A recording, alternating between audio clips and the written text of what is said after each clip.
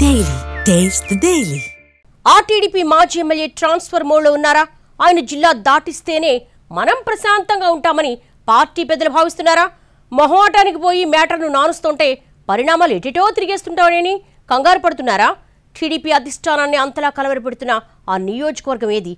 ఎందుకు మాజీ ఎమ్మెల్యేను బదిలీ చేయాలని అనుకుంటున్నారు? గత అసెంబ్లీ ఎన్నికల్లో టీడీపీ తరపున పిఠాపురం నుంచి పోటీ చేయడానికి తీవ్రంగానే ప్రయత్నించారు టీడీపీ నాయకుడు మాజీ ఎమ్మెల్యే వర్మ. కానీ డైరెక్ట్గా జనసేన అధ్యక్షుడు పవన్ కళ్యాణ్ రంగంలోకి దిగడంతో ఆయన ప్రయత్నాలేవీ ఫలించలేదు. తీవ్ర అసహనంతో ఉన్న వర్మను స్వయంగా చంద్రబాబు పిలిపించుకుని పొత్తు ధర్మం పాటించాలని, ఎమ్మెల్సీని చేసి ప్రమోషన్ ఇస్తామని నచ్చజెప్పారు. కానీ ఆ తర్వాత ఎమ్మెల్సీ సీట్లు ఖాళీ అయినా ఛాన్స్ వర్మ దాకా రాలేదు.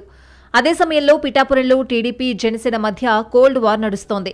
మిత్రపక్షాలైనా సరే కలిసి వేదిక పంచుకోవడానికి కూడా ఇరు పార్టీల నేతలు ఇష్టపడడం లేదు. కేవలం పవన్ కళ్యాణ్ నియోజకవర్గానికి వచ్చిన సందర్భంలో మాత్రమే వర్మ కనిపిస్తారు. ఆ తర్వాత ఎవరి రాజకీయాలు వాళ్లు చేస్తున్నారు అన్నది లోకల్ టాక్. ఈ పరిణామ క్రమంలో ఇటీవల తరచూ ఓ మాట చెప్తున్నారు డిప్యూటీ సీఎం. మరో 15 ఏళ్లు కూటమిని ఆశీర్వదించాలని కోరుతున్నారాయన. కానీ ఆయన ప్రాతినిధ్యం వహిస్తున్న నియోజకవర్గంలోనే కూటమి పార్టీల మధ్య పొత్తులు అతుకుల బొంతలా మారిపోవడం చర్చనీయాంశంగా మారుతోంది. దాంతో పరిస్థితి ఇలాగే ఉంటే ముందు ముందు ఇబ్బందులు పెరుగుతాయనుకుంటున్న సైకిల్ పార్టీ అధిష్టానం రిపేర్స్కు సిద్ధమవుతున్నట్లు తెలుస్తోంది. ప్రస్తుత పరిస్థితుల్లో వర్మను పిఠాపురానికి దూరంగా పెట్టడమే బెటర్ అన్న అభిప్రాయంతో టీడీపీ పెద్దలున్నట్టు ప్రచారం జరుగుతోంది. లేదంటే ఇబ్బందులు గట్టిగానే ఉండొచ్చని అంచనా వేస్తున్నారట. పార్టీ అవసరాలు, భవిష్యత్తు కోసం కొన్ని సందర్భాల్లో కొందరు నాయకులు త్యాగం చేయాల్సి వస్తుందంటూ స్వరం పెంచుతున్నట్టు సమాచారం. వర్మకి పదవిస్తామని హామీ ఇచ్చాం, దానికి కట్టుబడి ఉన్నాం, కానీ ఎప్పటికీ నెరవేరుస్తామో మాత్రం ఇప్పుడే చెప్పలేమని అంటున్నారట తెలుగుదేశం పెద్దలు. కొన్ని కమిట్మెంట్స్కు నిర్ణీత గడువు అంటూ ఏదీ ఉండదని గడుసుగా జవాబిస్తున్నట్టు చెప్పుకుంటున్నారు. అన్ని సందర్భాల్లో దూకుడు వర్కౌట్ అవ్వదని, దానికి అనుగుణంగా మనం సెటరేట్ చేయాలన్న భావన పెరుగుతున్నట్టు తెలుస్తోంది. మరోవైపు వర్మకి విశాఖలో వ్యాపారాలున్నాయి. ఆ వ్యవహారాల్ని ప్రధానంగా ఆయన కుమారుడు చూసుకుంటారు. ప్రస్తుతం విశాఖ నార్త్ నియోజకవర్గ టీడీపీకి ఇన్ఛార్జ్ ఎవరూ లేరు.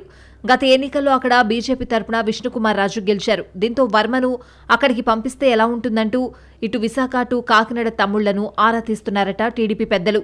ఎమ్మెల్యే విష్ణుకుమార్ రాజు, వర్మ ఇద్దరిది ఒకటే సామాజిక వర్గం కాబట్టి ప్రస్తుతానికి అలా బండి లాగించొచ్చని, తర్వాతి సంగతి తర్వాత అనుకుంటున్నట్లు సమాచారం.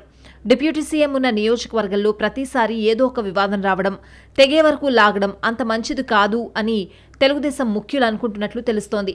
అన్ని సందర్భాలు ఒకేలా ఉండవని, ఎప్పుడో ఒకసారి పరిస్థితి చేయి దాటిపోకముందే అడ్వాన్స్గా అలర్ట్ అవ్వడం మంచిదని నిర్ణయానికి వచ్చారట. వర్మ పార్టీ కోసం చాలా చేశారు, ఎవరూ కాదనలేరు. గాని కొన్ని లెక్కలు, సమయం, సందర్భానుసారం నిర్ణయాలు తీసుకోవాల్సి వస్తుందని అంటున్నట్టు తెలుస్తోంది.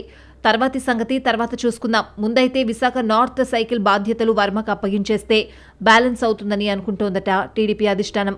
పార్టీ తరపున అక్కడ ఎలాంటి యాక్టివిటీస్ చేసినా పెద్దగా ఇబ్బంది ఉండదని భావిస్తున్నారు.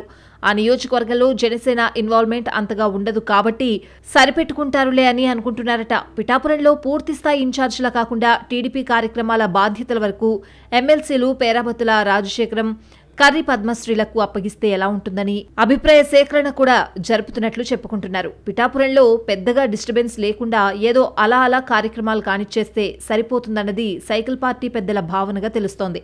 మొత్తానికి పిఠాపురం వ్యవహారాలను పసుపు పార్టీ పెద్దలు క్లోజ్గా అబ్జర్వ్ చేస్తున్నారట. అనవసరపు వ్యవహారాలకు పిఠాపురం వేదిక కాకూడదని లెక్కలు వేస్తున్నారు.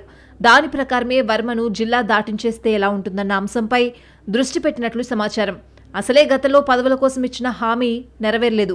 జిల్లా దాటించి బదిలీ చేస్తామంటే వర్మ రియాక్షన్ ఎలా ఉంటుందోనన్నది ఆసక్తికరంగా మారింది.